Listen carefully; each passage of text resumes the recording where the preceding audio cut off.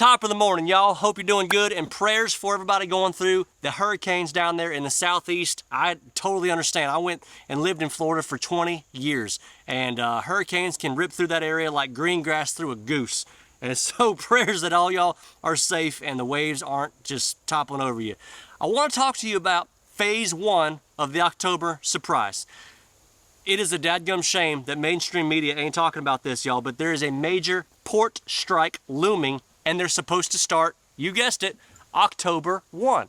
I was wondering, y'all, why they're hitting us with all this news of the New York City mayor being indicted, the news of Diddy and what Diddy's up to, like anybody cares. They're hitting you with that garbage, but this right here is the real news. There are port strikes all about to happen. Now, somebody sent me this video last night. It's from a guy named Appalachian Prepper. Fantastic video, and he's talking all about what it's going to look like if we actually had a port strike. Watch this real quick. What happens if our seaports go on strike? The strike is set for October 1st, so you better share this with everyone. Because if our ports close, everything we depend on closes with it. Let's talk about what would happen within the month of October. On day 1, international fuel shipments are the first to feel the impact.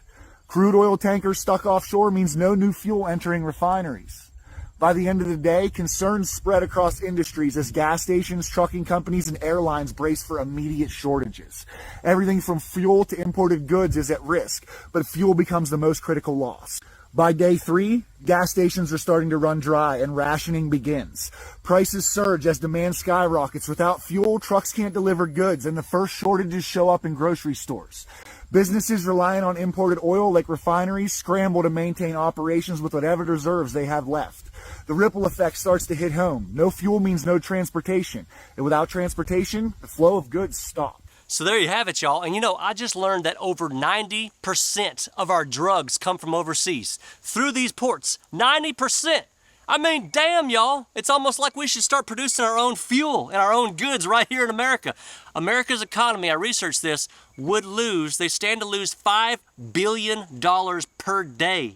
And if our foods and oils and medicines all dried up, you can understand what I'm saying. This would lead to complete chaos. And we've got Pete Booty Juice, as Biden so fondly refers to him, as our transportation secretary, who, by the way, is completely hated by port workers. You think he's going to pull off a miracle with port workers and fix this deal and negotiate something? Yeah, right. He walks into the room with the intensity of a herd of unicorns. Nobody respects this guy. He should have been hired to dress and accessorize the first lady, not run transportation for the most powerful company on the freaking planet.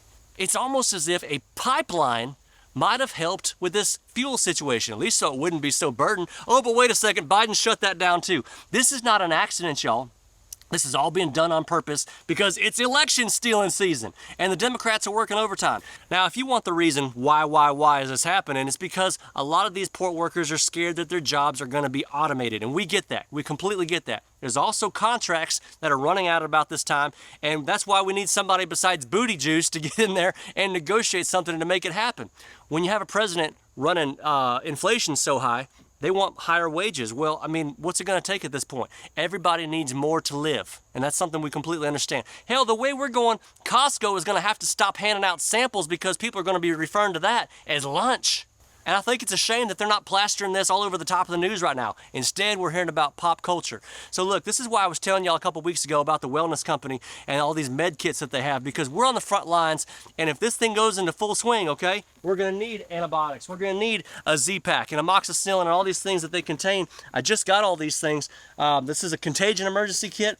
This is a medical emergency kit. They've even got one for kids that comes in this box right now. I've got them all because, look, I'm the provider and I'm the protector of my family. If you're the provider, if you're the protector, this is something y'all need to get just because it could be life-saving. And it removes the red tape. There's no doctor's appointments needed or anything like that. It's no time wasted. You just buy it. You fill out an intake form after checkout. You get this kit in 2 weeks. If these ports get closed, we don't have any medicine, but you can get this right now. www.twc.health/buddy. Enter in code BUDDY for $30 off any kit you want, plus free shipping. I'm going to put the link below. Look, I don't do these videos, y'all, to hype anybody up or to make anybody afraid, but I do it because I'm in a constant state of alertness and a constant state of awareness, and I simply just don't trust them. And by them, you know exactly who I'm talking about. So stay strong, stay informed, and get you one of these kits, y'all, because look, we're gonna need you in the army that's coming. It's coming very, very soon. God bless y'all. Be good.